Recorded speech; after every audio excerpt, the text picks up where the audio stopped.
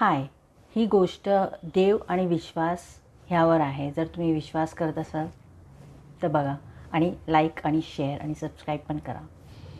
ही गोष्ट आहे आमच्याच एक नातेवाईकची, ज्यांना गावी जायचं असतं. तर ते त्यांचा प्रवास संध्याकाळचा सुरू करतात आणि ते जसे माळशेज घाटवर पोचतात, रात्र झालेली असते तेव्हा त्यांची गाडी तिथे बंद पडते. तर मग सगळे गाडीतून बाहेर निघतात. बोललं आता करायचं काय, गाडी बंद पडली. त्यात जी मेन बाई असते, तिच्या 3 मुली असतात, सासू असते, नवरा असतो आणि ड्रायव्हर असतो. तर सगळे बाहेर उभे राहतात.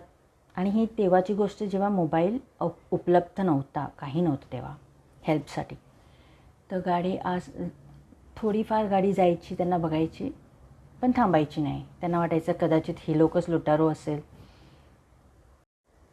तिचा नवरा तिला बोलतो, बघ तू देवावर जास्त विश्वास करते ना, जास्त देवदेव केल्याने देव असे संकट आपल्यावर ओढून आणतात. बघितलं म्हणून तुला बोलतो, देवदेव जास्त करू नको. त्या मुली पण ते आईकडे बघत राहिल्या, सासू पण बघायला लागली. पण तिला देवावर विश्वास होता पूर्ण, की नाही मला देव मदत करणारच. माझ्या मुलींना काही होणार नाही, आम्हाला काही होणार नाही, आम्ही सुखरूप घरी पोचू. तर खूप वेळ थांबतात. मग तितक्यात एक बाईकवाला येतो आणि त्यांना बघून बोलतो, काय झालं राव, इथे का थांबलात तुम्ही? तुम्हाला माहीत नाही काय हे माळशेज घाट आहे, इथे लुटारू असतात, वाघ असतो, इथे का थांबलात तुम्ही?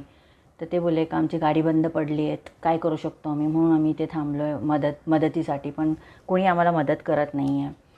तो बोलला ठीक आहे, माझं घर इथेच आहे खाली, मी तुम्हाला घेऊन जातो, तुम्ही तिथे थांबा, तुमची गाडी रिपेअर झाली का मग जा तुम्ही.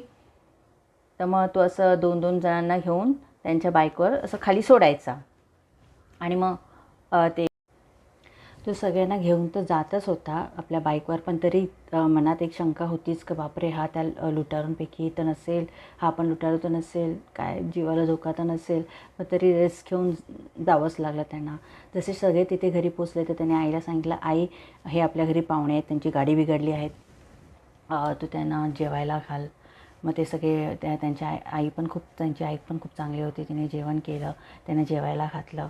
मग दुसऱ्या दिवशी त्यांनी त्यांच्या पाहुण्यांना फोन केलं आणि गाडी रिपेअर करायला सांगितलं. रिपेअर झाली आणि मग ते निघाले. मग तेव्हा तिने सांगितलं त्या बाईने, का बघितलं तुम्ही बोलत होते ना मला की देवावर का विश्वास करते तो जास्त. मी देवावर विश्वास करते, माझ्या देवाने मला दगा नाही दिला, माझी मदत केली. तुमच्यापैकी कुणाला काही झालं नाही. हा माणूस आहे जो देवाच्या रूपात आला आणि आपल्याला मदत केली.